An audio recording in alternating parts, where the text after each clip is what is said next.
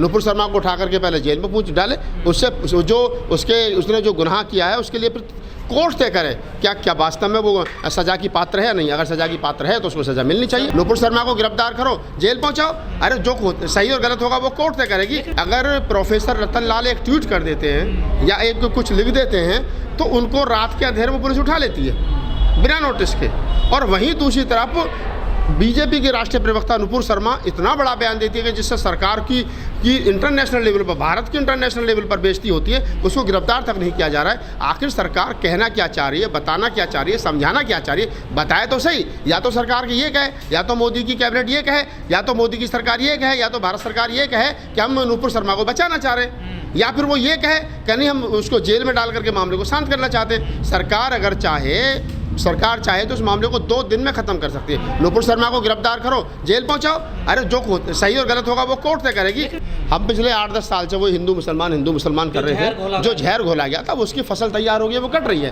और कटने में क्या आप समझ रहे हो कि यहाँ विश्वविद्यालय निकलेंगे? क्या आप IAS PCS बनेंगे? क्या यहाँ डॉक्टर इंजीनियर बनेंगे? क्या प्रोफेसर बनेंगे? उपद्रवी तो बनेंगे। वही आपने बनाए पिछले 8 साल में, वो बन के तैयार हो गए। अब आप झेलिए, वो चाहे हिंदू बने चाहे मुसलमान बने। बनाए तो सरकार ने हैं, जहर तो सरकार ने घोलना शुरू किया है। सोच तो सरकार की थी। टीवी पे बैठ करके जो डिबेट की जाती है और जिसमें मुर्गे लड़ाए जाते हैं, एक मौलवी को बुला लिया जाता है, एक क्या नाम है हिंदू संगठन के किसी आदमी को बुला दिया जाता है। ना शिक्षा पर डिबेट हो रही है, ना स्वास्थ्य पर डिबेट हो रही है, ना रोज़ इस देश की GDP बढ़ती है, महंगाई पर डिबेट हो रही है, और तमाम मुद्दों पर डिबेट नहीं हो रही। लेकिन हिंदू मुसलमान पर डिबेट हो रही है, गाय गोबर पर डिबेट हो रही है, मंदिर मस्जिद पर डिबेट हो रही है, और शिवलिंग पर डिबेट हो रही है। जब तुमने बनाया धार्मिक को, धर्म के नाम पर इतना तुमने सब कुछ कर दिया, तो उसे झेलेगा कौन?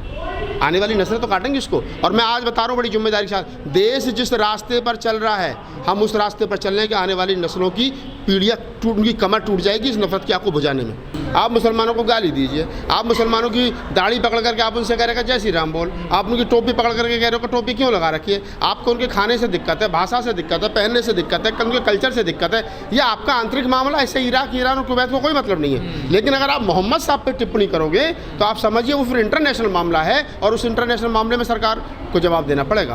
क्योंकि आपका बिजनेस जो है वो कुवैत से चल रहा है, ईरान से चल रहा है, इराक से चल रहा है, अफगानिस्तान से, तमाम इस्लामिक कंट्रियों से भारत का बिजनेस है। और बिजनेसमैन कौन है? मोदी जी के दोस्त हैं। तो जो बिजनेसमैनों का नुकसान हो रहा है वो तो सरकार को रोड पर ले आएंगे। तो 2 तरीके से सरकार रोड पर है। पहले तो इस्लामिक कंट्रियों का जो दबाव है कि आपने मोहम्मद साहब के बारे में आपकी राष्ट्रीय प्रवक्ता ने नुपुर शर्मा ने ये कहा, और दूसरा ये कि जो मोदी जी के खास दोस्त हैं अडानी अंबानी, उनका जो बिजनेस चल रहा है वो बिजनेस जो है वो उसका बायकॉट हो रहा है, तो वो वहाँ से भी जा रहे हैं। तो सरकार दोनों तरफ से जा रही है। सरकार इंटरनेशनल लेवल पर सरकार के ऊपर दबाव बनाया जा रहा है, और दूसरी तरफ वहीं जो सरकार को लोग भारत में चला रहे हैं, जो उद्योगपति हैं, जो सरकार को चंदा दे रहे हैं, वो लोग भी सरकार से कपाए कि तुम्हारी एक प्रवक्ता ने कहा हमारा इतना नुकसान हो गया। तो दोनों तरफ से सरकार जो बैकफुट पे है। देखिए, मैं ये कह रहा हूँ कि अगर वो देश की बेटी है तो जो बच्चे उसमें मारे जा रहे हैं, क्या नाम है, दंगों में मारे जा रहे हैं, जिनके घर जलाए जा रहे हैं, जो देश की संपत्ति का नुकसान हो रहा है, वो किसके हैं? वो देश के नहीं है।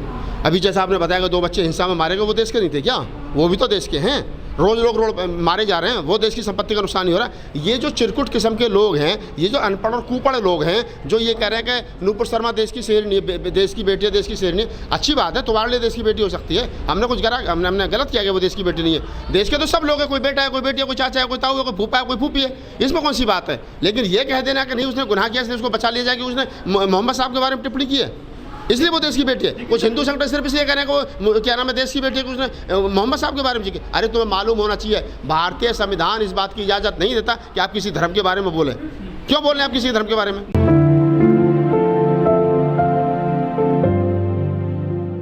दुर्भाग्य है, दुर्भाग्यपूर्ण है, नहीं होना चाहिए, हो रहा है, गलत हो रहा है। देश को जो ये धार्मिक भावना भड़का करके और जो लोग जिस प्रकार से देश को गलत में ले जा रहे हैं, देश की संपत्ति को नुकसान पहुंचा रहे हैं, कोई मुसलमानों को गाली बक रहा है, कोई हिंदुओं को गाली बक रहा है, कोई बौद्धों को गाली बक रहा है, कोई जैनियों और पारसियों को गाली बक रहा है। यहाँ जो गंगा जमुनी तहजीब है, जिसको कहा जाता है कि हमारा संविधान सबको साथ लेने की और समता की, करुणा की, मैत्री की बात करता है, आज संविधान के जो प्रियम्बल है जिसमें पहला ही शब्द है we the people of India, उस पर हमला है। और इसके लिए मैं सीधा कह रहा हूँ कि देश की सरकारें जो है वो जिम्मेदार हैं। देश की सरकार जो लंबे समय से हिंदू मुस्लिम करने के चक्कर में लगी थी, वो अब उसमें सफल हो रही है और वो सफल होती दिख रही है। तो इस देश के तमाम प्रबुद्ध लोगों को, नागरिकों को समझना चाहिए कि आप देश के देश की सरकार के उस षड्यंत्र में फंस चुके। जो लोग भी हिंसक हो रहे हैं उनको ये मालूम होना चाहिए कि जिस देश की संपत्ति को आप नुकसान पहुंचा रहे हो देश आपका है। अगर हिंदू रोड पर आकर के कह रहा है कि नुपुर शर्मा का हम समर्थन कर रहे हैं तो ये अनपढ़ और कुपढ़ लोगों की भीड़ है। और अगर मुसलमान आकर के कह रहे हैं कि इसको गिरफ्तार करिए तो मैं कह रहा हूँ कि उनकी जांच मांगेंगे, उनकी जो मांगे वो जायज़ है, लेकिन उनका जो प्रोटेस्ट है वो पीसफुल होना चाहिए, वो शांतिपूर्ण तरीके से होना चाहिए। हिंसा किसी भी तरीके से किसी भी समस्या का समाधान नहीं है। लेकिन मैं फिर कह रहा हूँ कि अगर सरकार चाहे तो उस मामले को ख़त्म कर सकती है, और मामला ख़त्म सिर्फ ऐसे ही होगा कि सरकार जो है वो दो ही काम करे। नुपुर शर्मा को उठा करके पहले जेल में पूछ डाले। अगर नुपुर शर्मा को जेल में पुलिस गिरफ्तार करके जेल पहुँचा दे, बाद में कोर्ट तय करेगी क्या करना है क्या नहीं करना, और सरकार जो बीजेपी है, बीजेपी प्रेस कॉन्फ्रेंस करके कह दे कि हम कोर्ट अपना काम करेगा तो हिंसा रुक सकती है। लेकिन सरकार खुद नहीं चाह रही हिंसा रुक। सरकार अगर चाहे तो क्या ये नुपुर शर्मा कितनी बड़ी कोई मतलब तोप है क्या जिसको जिसके पुलिस हाथ नहीं डाल रही है? क्यों पुलिस गिरफ्तार नहीं कर रही? सवाल ये खड़ा होता है ना। तो कहीं ना कहीं सरकार कह कुछ रही है और बता कुछ रही है और दिखा कुछ रही है। हाथी के दांत खाने के कुछ और है, दिखाने के कुछ और है। नमाज के बाद जो उसकी अपील की जा रही है, तो मैं यही करूँगा जो अगर मस्जिदों से शांति की अपील हो रही है तो मंदिरों से भी शांति की अपील होनी चाहिए। मैं वही तो कह रहा हूँ कि हिंसा में तब्दील क्यों हो रहे हैं, इस बात पर सवाल है ना। वो कौन से लोग हैं? मगर मुसलमान आपको लग रहा है कि वो गलत कर रहा है और हिंसा के लिए हिंसा कर रहा है मुसलमान, तो उस पर पुलिस कार्रवाई मतलब क्यों नहीं कर रही है? आपको पता है इस मस्जिद के अंदर हर जुमे को 10,000 आदमी, 5,000 आदमी, 2,000 आदमी आते हैं। तो प्रशासन क्या कर रहा है? शासन प्रशासन सिर्फ इस बात को देख रहा है कि यहाँ आग लगे और उसके बाद में हम लोग वहाँ पहुँचे। लेकिन नमाज के बहाने जाते हैं ना। नहीं, नमाज के बहाने नहीं, नमाज के बहाने जा रहे हो, अच्छी बात है। मैं वही कह रहा हूँ गजेंद्र जी कि नमाज के बहाने अगर मस्जिद में मुस्लिम लोग जा रहे हैं और उसके बाद वो हिंसा कर रहे हैं तो वहाँ पुलिस को पहले तैनात होना चाहिए। क्यों नहीं हो रही है पुलिस तैनात? पुलिस इंतजार कर रही है, पुलिस तैनात हो रही है ना, पत्थरबाजी हो जाती है पुलिस। हाँ, तो वही मैं वही कह रहा हूँ गजेंद्र जी कि कोई भी देखिए, मैं ये नहीं कह रहा हूँ कि उसमें हिंदू गलत है या मुसलमान गलत है। जो आदमी चाहे हिंदू है चाहे मुस्लिम है, वो जो कानून को अपने हाथ में ले रहा है उसके खिलाफ कानूनी कार्रवाई होनी चाहिए। संवैधानिक रूप से किसी को राइट्स नहीं है कि वो आप किसी के ऊपर पत्थरबाजी करें, आप किसी के ऊपर फायरिंग करें और उसमें किसी की जान जाए, जान माल का नुकसान हो। धार्मिक मामलों में क्यों उलझता जा रहा है देश? इससे तो देखिए, मैं वही कह रहा हूँ ना कि पिछले साल देखिए हमने जो बोया वो काट रहे हैं। जिन लोगों ने मुस्लिम तथागत बुद्ध की मूर्ति तोड़ी थी वो गलत था, उसका खामियाजा उनको भुगतना पड़ा प्राकृतिक रूप से। नहीं, मैं वही कह रहा हूँ ना कि प्राकृतिक रूप से उन लोगों को उसका खामियाजा भुगतना पड़ा। जिन लोगों ने मूर्ति तोड़ी, जिस सरकार ने मूर्ति तोड़ी, उस सरकार का क्या असर हुआ आपको मालूम होगा।